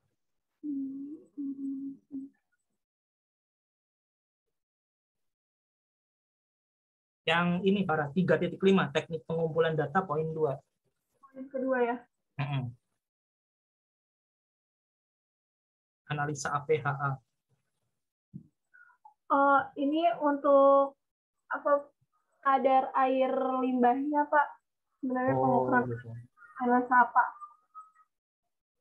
Berarti kalau misalnya Farah ini ada analisa APHA, tolong masukkan juga Farah di tinjauan pustaka. Berarti kan Farah menggunakan metode teknik analisa APHA kan, masukkan. Jadi setidaknya orang akan tahu, misalnya, berarti nanti Farah akan menganalisa kualitasnya si limbahnya dengan metode atau teknik APHA. Jadi bukan hanya reaksi transesterifikasinya aja, tapi analisanya. Jelaskan aja sedikit. Iya, baik, Pak. Analisa APHA udah digunakan sebagai metode ini bla bla bla bla bla gitu. Nggak usah banyak-banyak. Tapi mungkin bisa dijelaskan pas ketik gitu. Atau mungkin kalau nggak di bab yang 2, Farah, misalnya ini dia di sini lebih ke arah teknik aja gitu loh, nggak terlalu dalam. Farah misalnya tahu referensinya, bisa dimasukkan di prosedur penelitiannya, yang di flowchart-nya misalnya di tahap 6 gitu, analisa APHA, atau setelah yang tahap 3 tadi. Tahap 4 ya kan ditukar ya, yang pengujian kadar air limbah tekstil kan di tahap keempat ya jadinya. Nah itu dalam kurung analisa APHA. Nah penjelasannya baru para yang di prosedur penelitiannya gitu. Analisa APHA itu apa aja yang dilakukan gitu ya. Ya, baik, Pak. Oke. Nah ini baru ya, kalau misalnya pengumpulan dan kemampuan menghasilkan biodiesel dengan uji GCMS ya. Nah, itu. Farah sampai melakukan uji bilangan asam, maksudnya saya kalau udah baca bilangan asam, viskositas, sama itu berarti udah kualitasnya si biodiesel gitu loh. Jadi lebih lanjut lagi. Apakah Farah hanya berhenti sampai pokoknya biodieselnya ada dan cukup banyak? Apa sampai didetailkan misalnya kualitas asamnya, kualitas nyala titik flash point-nya gitu? Iya, saya juga ingin tahu sih, Pak, biodiesel yang saya dapatkan itu gimana gitu, Pak, sifatnya. Oh iya, ya udah. Berarti kalau kayak begitu dimasukkan juga lagi aja Farah yang di flowchart-nya aja. Jadi kayak kan tadi kan soalnya kan Farah udah bikin statement nih, ada kayaknya 2 ya, uji bilangan asam sama viskositas. Ya udah dimasukkan juga selain tambahan analisa pH ya.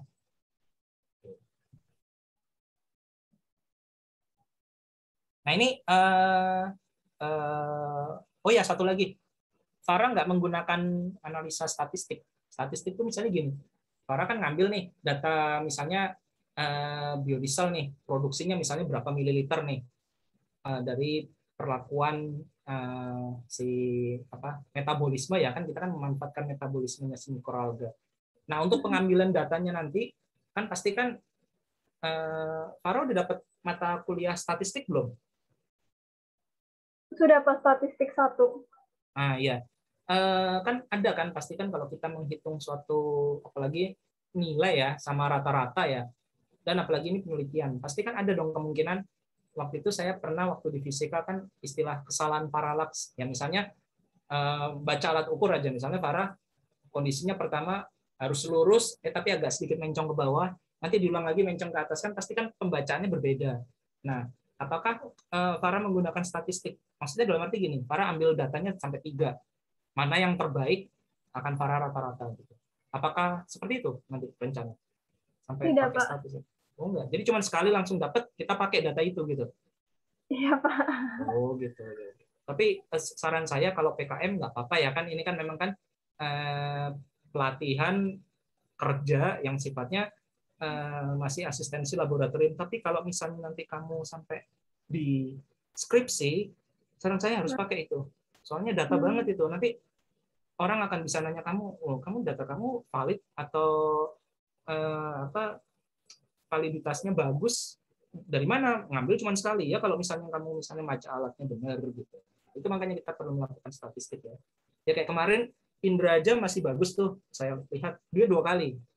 Nah tapi 2 kali itu masih kurang, karena kan misalnya gini, waktu itu di fisika saya juga pernah memberikan kan, ada istilah akurat dan presisi itu. Nah, datanya yang pertama kamu memperoleh nilainya 1, data yang kedua nilainya 7 gitu. Nah data ketiga harus kamu ambil lagi kan, bisa jadi nilainya 2, bisa jadi nilainya 6 kan. Nah itu kalau kamu ngambil 3 kali, setidaknya 2 kali yang 2 ini adalah bisa dirata-rata. Jadi 1 kan datanya data hancur ya, data yang salah gitu. Itu saran saya ya. Itu untuk kalau misalnya memang Farah nanti mau melanjutkan ke skripsi.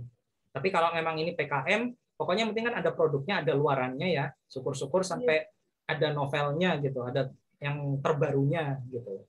Minimal Farah, oh ya dengan menggunakan klorela, Farah selain bisa untuk membioremediasi ya kualitas air yang air limbah tekstil itu jadi bagus, ternyata bertepatan juga dengan menghasilkan biodiesel yang cukup signifikan jumlahnya. Itu aja juga cukup.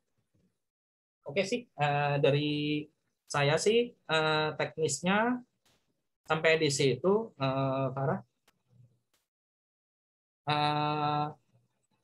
Ini jadwal kegiatannya, kalau dana sama biaya silakan ya saya kembalikan ke Farah ya. Saya kurang paham ininya apa sih komponen-komponennya. Tapi ini Farah, yang terakhir pertanyaan saya, jadwal kegiatannya dari bulan apa ini? 1, 2, 3, mulai bulan apa aja? Kan 3 bulan berarti. Ya, maksudnya dari bulan kemarin ya Pak, dari Agustus ya? Juli. Juli, ya. Juli, Agustus, September ya. Oke. Oke, Farah, terima kasih semua atas ininya diskusinya. Saya kembalikan lagi ke Ibu Tita. Ibu Tita masih ada di sini kan? Oh iya. Mohon maaf Pak, tapi sebelumnya saya ingin bertanya boleh Pak? Oh iya, ya udah. Kalau nunggu Bu Tita juga. Oke, ya. Iya Pak. Ini untuk poin 335 Pak, bab 3. 335. Oh ya, produksi biodiesel ya? Ya Pak, itu menurut Bapak metodenya sudah benar nggak Pak sih seperti itu gitu? Karena sebenarnya saya juga kurang paham gitu. Bentar ya. Ada masukan atau apa begitu Pak? Menggunakan solvent hexanol. Sebenarnya saya juga ingin diberikan ke lab gitu Pak. Jadi bukan saya mengerjakan sendiri, tapi diberikan ke lab. Jadi saya juga meminta, mungkin Bapak ada saran gitu, lab lebih baik diberikan ke lab mana gitu Pak. Oh, lab ya? Iya. Sebenarnya gini ya, Farah, kalau saya rekomendasikan sebaiknya jangan dari lab LIPI Cibinong. Karena satu, LIPI Cibinong yang saya tahu kan dulu saya sama Ibu Dwi ya, Dr. Dwi Susilaningsih, beliau sangat sibuk. Yang kedua, Cibinong itu jauh.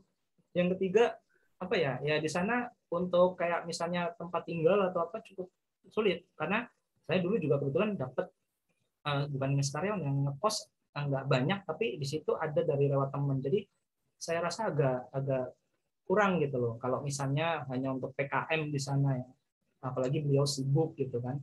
Nah, mungkin kayak di Al-Haya tuh bisa itu. Makanya saya pengen ke Al-Haya aja. Soalnya benar kata kamu, kalau misalnya di laboratorium kita kan, ini kan sebenarnya kan bioenergi ya. Ada uji, apalagi kamu bilang tadi ada uji viskositas ya. Harusnya bahkan yang paling bagus ada uji nyala apinya, uji pembakarannya. Kan ujung-ujungnya kan dibakar kan. Itu yang paling penting, Pak. Bukan hanya si bilangan asam sama viskositasnya aja, tapi bisa nggak dibakar. Gitu. Atau heating value-nya ya, atau nilai panasnya. Itu yang paling penting kalau sebagai energi. Nah, memang agak kurang ideal sih di lab kita sih. Lab kita kan memang kan sebenarnya lab kultur, mikrobiologi banget ya gitu. Memang yang saya ketahui sih kalau bioenergi ya jujur sih memang di LIPI Cibinong, cuman kalau LIPI Cibinong saya khawatirnya itu jauh, apalagi kita di ini ya, kebun jeruk ya. Saya dulu aja di waktu masih di Depok ya, di kuliah saya di UI dulu, di Depok sama Cibinong kan nggak terlalu jauh. Aduh itu jauh banget itu, apalagi dari kebun jeruk ujung ke ujung. Jadi ya itu makanya saya kurang nggak merekomendasikan kamu di sana ya. Makanya kayaknya Al-Haya aja. Kan saya kemarin banyak diskusi sama Vero sama Feby ya 2018 ya, kayaknya cukup bagus tuh. Makanya kan kamu kan tadi kan bilang oh di Al-Haya, ya udah Al-Haya aja. Gimana menurut kamu sendiri, gimana kamu yang udah pernah ke Al-Haya? Kebetulan saya waktu itu kan nggak ikut ya. Menurut kamu ideal nggak? Menurut saya kurang sih Pak, mungkin orangnya juga dari yang saya lihat sih Pak kurang sih Pak. Tepatnya juga ya kayak rumah gitu Pak. Kayak rumah ya. Tapi masalahnya mereka penelitiannya kan khusus soalnya bioenergi dan bioremediasi kan. Betul. Itu saya soalnya saya kurang hafal kalau misalkan untuk yang ke dalam-dalamnya. Waktu itu saya hanya meminjam lab yang mereka punya di luar sih Pak. Gitu. Iya itu para soalnya memang yang saya ketahui itu begitu gitu. Memang ideal kalau di LIPI Cibinong ya, namanya juga kan LIPI ya, kita tahu lah, dan itu juga namanya kan LIPI kan Pusat Riset Bioteknologi ya. Jadi memang pasti lengkap semua di sana. Bioenergi juga ada. Cuman ya itu saya khawatirnya kan penelitian ini nggak cuma sekali kamu PKM ya. Saya dulu waktu itu kebetulan sama anak-anak yang PKM yang dari S1 juga itu kesulitan seperti itu. Kecuali kalau kamu domisilinya dan kita ini di daerah Depok gitu, Bogor, atau ya lihat aja dari stasiun yang jauh loh. Saya waktu itu pernah dari Depok aja sangat jauh sekali. Soalnya gini, aksesnya memang susah di mana-mana. Terus terang, dia LIPI Cibinong tuh letaknya kayak antara pertengahan Bojonggede sama Bogor. Nah, dari stasiun 2 Cibinong sama Bojonggede dan Bogor aja kita harus naik Gojek. Nah, ada stasiun Cibinong ya yang jurusan keretanya itu ke aduh saya lupa tuh, ke Nambo. Nah, itu nggak banyak gitu. Jadi saya khawatir gitu loh, kamu kehabisan waktu. Ya saya dulu kan udah riset S2 ya, jadi nggak apa-apa lah capek-capek, tapi saya ngerasa saya habis waktu saya. Makanya saya dulu ngekos, dan di kos pun aja juga nggak banyak di sana dibuat kosan gitu loh. Jadi saya memang memikirkan ini waktu kemarin Bu Tita itu, oh Farah mau bioenergi ya. Makanya saya juga selama ini riset bioenergi itu cukup susah. Tapi coba gini, mungkin kamu bisa diskusikan sama Bu Radisti. Bu Radisti walaupun memang bukan bioenergi, tapi kan beliau bioremediasi ya. Siapa tahu beliau juga punya rekomendasi tempat gitu. Yang saya ketahui sih Bu Radisti punya kawan di biotek LIPI ya. Cuman ya LIPI Cibinong juga gitu. Tapi entah di luar LIPI Cibinong. Mungkin siapa tahu di BPPT kah atau apa. Tapi terus terang para kalau di luar LIPI saya nggak punya. Saya memang risetnya dulu di LIPI gitu loh. Dan saya lihat dari atasan saya, Dr. Dwi Suseningsih yang memang yang pakar ya bioenergi, beliau itu sangat sibuk gitu. Takutnya juga nanti kamu nggak dibimbing gitu. Sama yang lain-lain misalnya, pernah kan waktu itu ke Biotek LIPI ya? Iya pernah Pak. Nah itu kan waktu itu kan ketemu kan sama Pak Swastika, Pak Hairul Anam gitu kan, yang Iya, di Pak. lab bioenergi, dan itu kan mereka juga sibuk sekali itu. Soalnya banyak sekali proyek untuk bioenergi. Jadi takutnya kamu malah agak terlantar gitu loh. Ya kalau saya kan di sini kan memang kan pembimbing yang sifatnya dosen ya, jadi teknis. Nah, kamu memang butuh yang labnya, yang risetnya. Nah, itu memang saya dari dulu itu pusing di situ. Makanya saya memang untuk bioenergi memang ya maklum memang para kita kan memang belum terlalu concern yang ke situ ya. Bioenergi, bioremediasi, palingan kita biotek ini masih ke arah pangan, kesehatan, maritim, pertanian gitu. Kecuali kalau misalnya kamu proyeknya itu tadi, atau enggak farmasi gitu. Nah itu makanya hebat nih Farah nih bioenergi nih akan susah nanti ngelabnya nih. Saya yang khawatir itu ngelabnya. Soalnya memang jujur saya kalau di waktu di lab Fikes belakang itu ya akhirnya jadi kayak lab kimia ya. Waktu itu aja saya kan ada tuh si Amanda sama Cindy ya, dia ngambil bioenergi kan mata kuliah pilihan 2 tahun yang lalu. Waktu itu saya sama asisten lab di sana kan bikin tuh biodiesel tuh. Nah itu ya kayaknya seadanya aja, jadi kayak dipaksain gitu. Itu sebenarnya bukan lab untuk bioenergi, terlalu beresiko gitu. Itu lab kimia dasar. Nah memang untuk kultivasi mungkin oke, kita punya ya lab mikrobiologi, tapi ujung-ujungnya kalau bioenergi kan bakar ya itu tadi ya, uji titik nyala, uji asam, viskositas yang ya itu agak berisiko karena takut saya kan ini kan ada nyala api gitu ya. Nah itu tetap perlu ada ujinya. Kalau enggak mungkin memang bisa sih Farah, memang kalau kepentok ya pakai pihak ketiga. Jadi ujikan nih misalnya hasil dari misalnya Farah udah yakin nih kebentuk nih biodiesel di lab kimia aja bisa, udah Farah kasihkan ke pihak ketiga, bisa kan uji baku mutu biodiesel saya gitu. Ya sama kayak tadi uji baku mutu limbahnya bisa ke pihak ketiga. Saya dulu memang juga di lab Cibinong, LIPI Cibinong aja juga nggak ada itu untuk uji yang limbahnya. Kan saya kan pakai limbah kecap ya. Saya terpaksa itu di daerah Cibinong ada lab Kesda ya, lab kesehatan daerah. Dia memang bisa uji TSS, TDS yang kamu sebutkan itu tadi. Bayar, untung murah. Gitu. Coba deh nanti diskusikan juga ke itu ya saran saya ya. Saya masih belum bisa ngasih jawaban yang memuaskan 100%. Kalau mau nge-lab-nya memang dari dulu saya juga pusing, makanya saya belum neliti bioenergi itu di situ kendalanya. Fasilitas resource-nya agak kurang kita. Nah, coba mungkin para diskusi ke ibu kita kan pembimbing satunya ya tetap aja kan saya pembimbing dua, atau bisa diskusi ke Bu Radisti. Siapa tahu juga Bu Radisti kan lulusan luar negeri tuh punya akses lebih banyak. Saya belum kan, nah gitu. Jadi itu sih Farah. Iya baik Pak. Ada lagi yang ingin ditanyakan Farah? Bu Tita belum. Iya Pak, maksud saya ingin bertanya juga Pak Ya. sedikit. Sebelum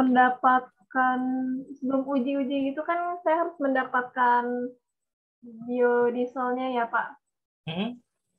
Nah, ini dari prosedur yang saya tuliskan apa memungkinkan gitu untuk mendapatkan gitu? Gini, dari pengalaman kita kemarin ya, yang saya kan juga ini kan kemarin yang bioenergi itu praktikum kan, itu kan juga praktikum ya. Ini kan kamu kan penelitian ya, yang harusnya lebih baru. Pasti kebentuk kok, Farah. Sebenarnya biodiesel itu yang masalah itu treatmentnya supaya bersih. Karena tadi yang saya bilang, kamu pilih bahan bakunya, yaitu misalnya minyak ya, minyaknya itu harus yang nggak boleh punya asam lemak bebas ya. Oke lah kalau dari mikroalga mungkin dia lebih bagus ya. Saya waktu itu kan ngambilnya dari minyak biji jarak apa ya, itu juga bagus ya. Cuman kan ngapain sih ngambil dari biji jarak, kan biasanya kita kadang kan terbentur sama pangan, atau enggak daripada biji jarak itu dibuat minyak lebih baik dibuat apa gitu kan ya, kan gitu. Nah tapi kamu bagus dari mikroalga kan ya jarang dimanfaatkan ya. Contohnya chlorella itu bisa kamu ambil di danau belakang kita yang hijau-hijau itu pasti ada chlorellanya. Itu kan nggak ada yang make ya, apa emang sumber bebas ya, free resource gitu. Nah itu waktu saya proses yang praktikum itu aja bisa nyala kok. Pokoknya yang penting pencucian harus bersih, intinya gitu. Yang ribet biodiesel itu adalah treatment setelah reaksi melakukan reaksi transestet kita, jadi kayak harus dicuci di apa gitu. Sebenarnya sederhana kok reaksinya. Itu tadi pemilihan bahan dasar, pemilihan katalis, yang paling susah itu treatmentnya. Tapi karena memang kita belum ada resource yang yang memang atau fokus ya riset kita ke bioenergi yang benar-benar energi terbarukan gitu ya, itu masih kurang gitu. Kecuali memang lembaga-lembaga riset yang ya kayak LIPI itu tadi gitu. Saya kurang tahu, makanya kayak di BPPT mungkin ada, mungkin BPPT siapa tahu ada, cuman saya memang nggak punya akses ke sana, itu masalahnya gitu.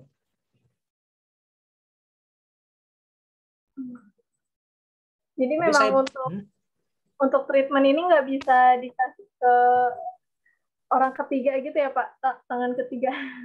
Harus ya kita... mungkin kalau ujinya yang pihak ketiga ya, tapi kalau misalnya kayak perlakuan awalnya sampai Farah bisa nih biodieselnya kebentuk, bisa kita di lab kita aja. Kayaknya memang semua resource-nya ada kan, itu kan lab mikrobiologi ada, lab kimia ada gitu. Cuman kalau misalnya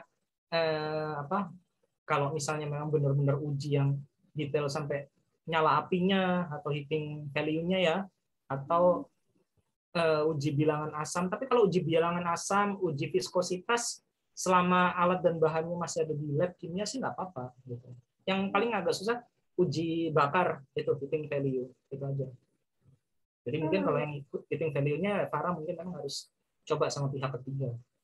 Oh iya. Kalau yang asam viskositas bisa itu kayaknya sih. Waktu itu saya waktu yang praktikum itu sempat mau, cuman udah selesai kan, karena kita udah sampai praktikum hanya sekedar sampai uji kuantitatif biodieselnya ada.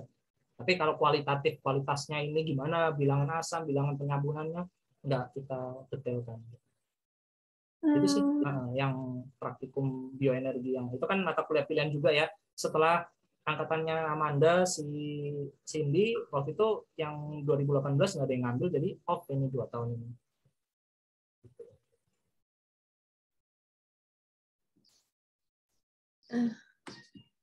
Gimana, sudah cukup, Farah? Oh iya, Ibu.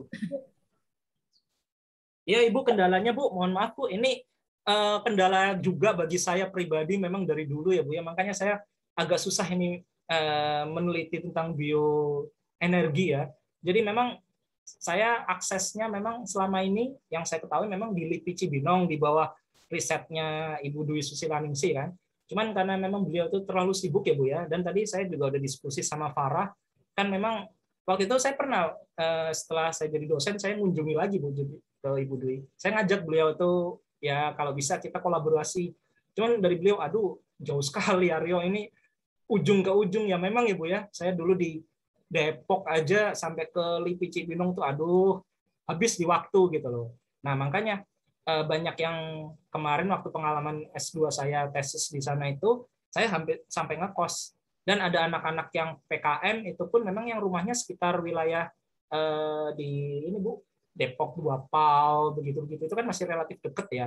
Cuman kalau ya kayak kita kan rumahnya ini di sini ya habis waktunya gitu loh, Bu. Nah, tadi saya sih nganjurin ke Farah mungkin kayak di Alhaya gitu menelitinya untuk yang khusus bioenergi. Atau kalau misalnya di lab kita yang di lab Fikes ya, waktu pengalaman saya yang ngajar bioenergi yang praktikum itu, Bu.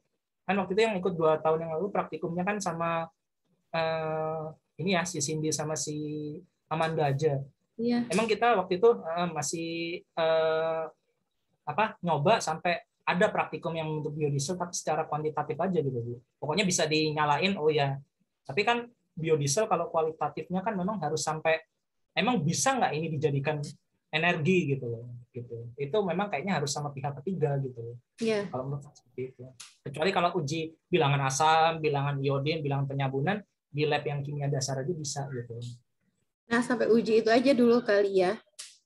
Karena mungkin dana juga terbatas dari diktinya, tidak terlalu banyak yang didapat.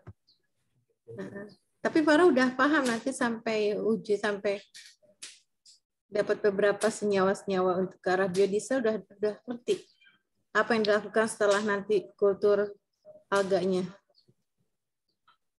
Udah, Bu. Mungkin nanti diskusi lagi via WhatsApp ya dengan Pak Aryo kalau ada hal-hal yang kurang dipahami. Di PPT ada ya Pak ahli bioenergi? Nah itu, Bu, makanya tadi saya juga kebetulan jujur nggak punya akses ke BPPT. Makanya saya ingin juga mungkin para bisa jadi diskusi ke Bu Radisti ya. Karena yang saya tahu Bu Radisti itu teman baiknya itu ini anak buahnya Bu Dwi yang namanya Bu Ardel gitu. Itu memang teman baiknya, memang sahabatnya ya. Kalau saya kan memang kan nggak, waktu saya riset Bu Ardelnya lagi studi di Belanda, Bu. Jadi saya nggak benar-benar kenal gitu. Nah, kalau di Alhaya sendiri bagaimana ya? Saya kan waktu itu nggak ikut ya, Bu, ya. Riset tentang biodieselnya atau bioenerginya. Katanya bagus sih, saya tanya. Paham biodieselnya sudah resign, Pak. Waduh. Tapi dari yang saya ketahui, mereka memang sedang fokus dalam mikroalga menjadi biodiesel sih, Pak. Oh, gitu. Coba nanti kalau ada kesempatan ditanya-tanya. Main aja ke Alhaya gitu. Nanti bisa. Alhaya itu di daerah ini kan, Bu, ya, dekat Margonda ya, dekat UI ya? Iya, iya. Ya begitu sih, Bu, kalau saya yang bisa berikan sampai sekarang kalau misalnya tentang akses itu. Memang tadi Farah kan memang kan mengakui kalau memang riset lab-nya itu memang cukup sulit. Saya pun juga demikian, Bu. Makanya memang saya juga bingung ini memang dari dulu itu untuk riset bioenerginya. Karena kan memang kan kita harus ya sampai uji ini bisa nggak dijadikan bahan energi ya, atau bisa uji heating value-nya. Nah, tadi saya sarankan kalau misalnya uji heating value-nya, Bu, ke pihak ketiga itu bagaimana?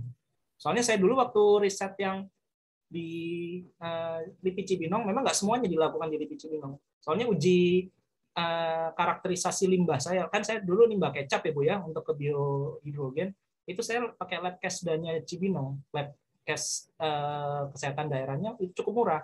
Soalnya waktu itu ada yang pihak ketiga yang dari swasta, aduh itu mahal sekali, Bu. Saya sampai cari ke UIN aja juga cukup mahal gitu. ada lab Kesda ya nanti. Iya. Coba dihubungin Farah biar lebih ekonomis ya di Iya, Cibinong. Tapi Kan Cibinong Bu, kalau mungkin di daerah di kita nggak tahu ya Bu ya, kalau di Tangsel gitu ada nggak ya? Saya memang belum cari juga sih. nggak apa-apa sih Pak di Cibinong, nanti kan bisa kirim online ya, komunikasi Oh, gitu. jauh aja. Ada lagi yang mau didiskusikan Farah?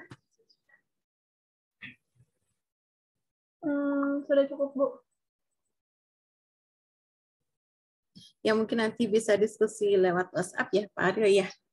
Oke, itu nggak apa-apa. Karena juga diskusi ke Bu Radisti juga gitu. Dan bisa terhubung ke orang LIPI. Jadi laporannya ini September tuh laporan kemajuan. Terus Oktober ya laporan hasil. Tinggal sebentar lagi memang. Oh gitu.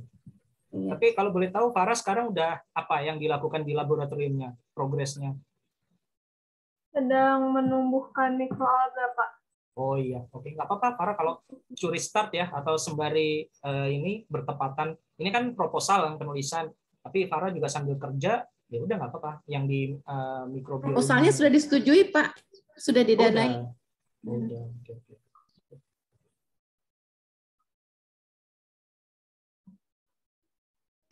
Ya mungkin itu aja Pak dari saya. Lebih kurangnya saya mohon maaf. Mungkin Pak Aryo ada kegiatan yang lain. Terima kasih atas kesediaan waktunya Pak. Iya. Dan sharing ilmunya. Mudah-mudahan bermanfaat ya buat Sarah dan buat yang lain juga. Itu aja dari saya. Lebih kurang saya mohon maaf. Ya bisa nanti kita berdiskusi lagi antara Farah dengan Pak Aryo. Terima kasih banyak Pak Aryo. Iya, Bu, sama-sama. Ajukan SK-nya. Ya. Terima kasih Pak. Assalamualaikum warahmatullahi wabarakatuh. Waalaikumsalam warahmatullahi wabarakatuh. Izin living ya, Ibu Farah. Ya.